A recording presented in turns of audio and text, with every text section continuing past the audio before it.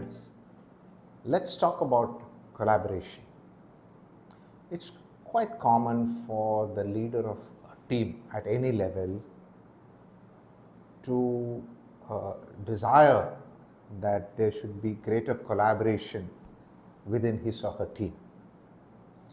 And a lot of time, effort, and energy is dispensed in fostering greater collaboration, so to speak. But quite often I find that enough thought hasn't been applied to understanding what is it that we really seek. What do we actually mean when we say we need greater collaboration? Because by nature, a large number of people tend to be quite competitive, and it is this sense of competition that gets the best out of individuals. For a long time in our lives, we have been taught to compete, to win, to accomplish, where my interests may not be aligned with your interests and I'd like to win.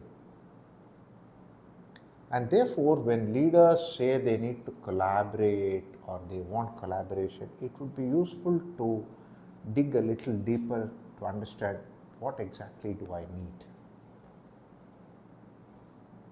When I work with teams and have engagements, after a certain point, the leader will confess that a certain healthy level of competition is actually desirable because it brings out the best in people.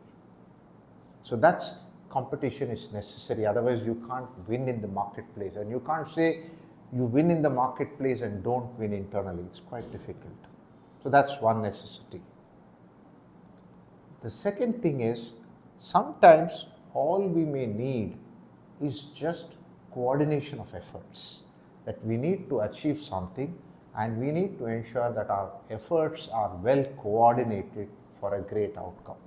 It could be as simple as organizing a great annual day function.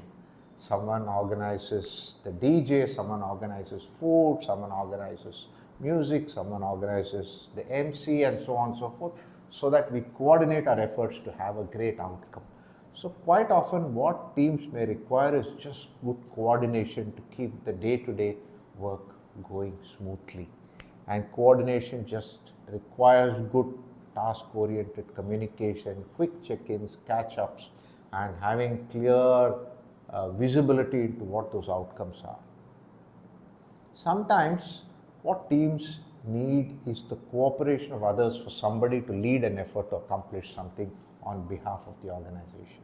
So if I need to close my books of accounts, I need the cooperation of other people.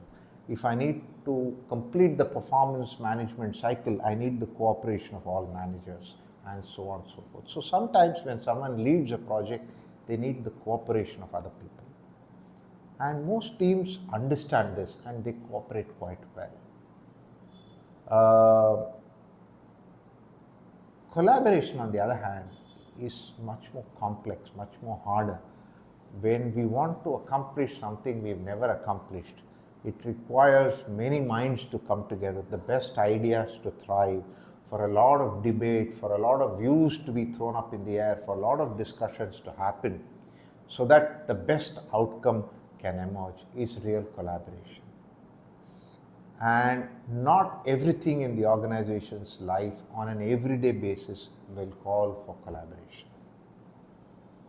And therefore, if we are able to define times and occasions when there is need for collaboration, then the best of people can come up, while we accept that there will also be competition.